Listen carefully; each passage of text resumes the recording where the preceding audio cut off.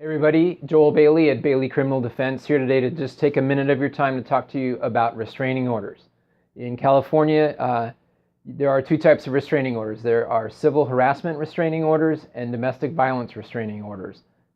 Today I'm going to talk specifically about domestic violence restraining orders, which are kind of a common byproduct. If you have a domestic violence incident, the court in a criminal case can issue a criminal protective order, but the alleged victim can also seek a restraining order in family law court. It's technically a quasi-civil criminal situation, but it's separate and independent from the criminal case. So if you are served with a petition for a temporary restraining order, I can help. Having a restraining order against you can be very stressful. You would have to relinquish your gun rights. Your activity is restricted as far as where you go, what you do.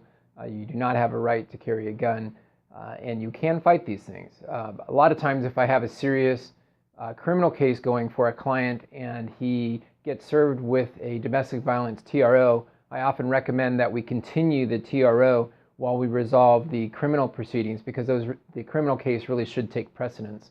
If you're dealing with the restriction of where you go versus whether you're in or out of jail, logic tells you that avoiding the criminal case or handling the criminal case first is more important.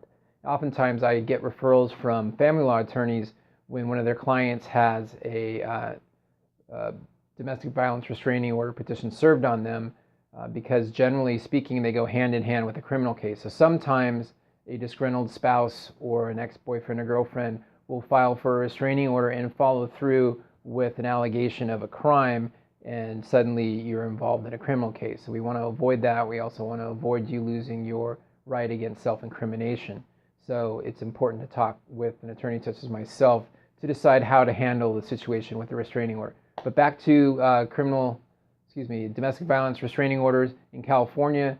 The petitioner has to go to court. They have to file a declaration under penalty of perjury that they are the victim of domestic violence or abuse.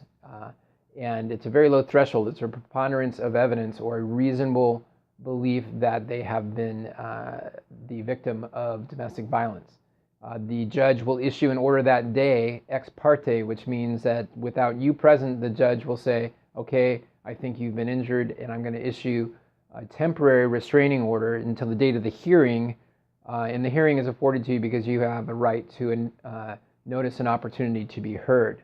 So typically they'll file the declaration. If the judge issues the TRO, then you're served usually by the sheriff, or any person over 18 that's not a party can serve you with this DV TRO petition. They also are required to give you a blank response to file if you want to have your side heard. However, in my experience, it can be most effective when I'm contacted immediately. If you've been served with a TRO, we want to prepare your response and be ready to go to trial on the issue of whether or not someone should tell you where to be, where to go, what not to do, and whether or not you can carry a firearm. As I said, at the trial on the TRO, the petitioner has the burden of proof by preponderance of the evidence that a domestic violence incident has occurred and that you as a restrained person were the one who committed that act of violence.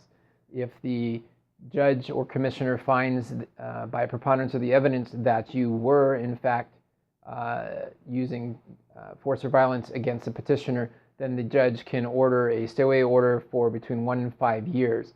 The other collateral effects or potential problems with the TRO being served against you are you will have to relinquish your firearms for the period of the TRO, which will actually be an order after hearing or an injunction permanently for 1 to 5 years prohibiting you from doing certain things. 2, they can ask for attorney's fees. So the person who claims you injured them and got the TRO can actually make you pay for their attorney. Those attorney fees are discretionary with the court. The other side would have to file a financial declaration, and it's up to the judge whether or not they can force you to pay the other side's attorney's fees. In addition to attorney's fees, they can ask for out-of-pocket costs such as counseling, lost wages, temporary housing if they had to move out of the house. So it can be a very expensive, very traumatic experience. Normally these domestic violence restraining orders have a lot of emotion involved. There's a lot of tension, and it really does help to have a professional on your side to understand your rights and your options and not incriminate yourself as well. So please give me a call. My name is Joel Bailey. My number is 760-643-4025. I'd be happy to help you out today. Thanks for listening.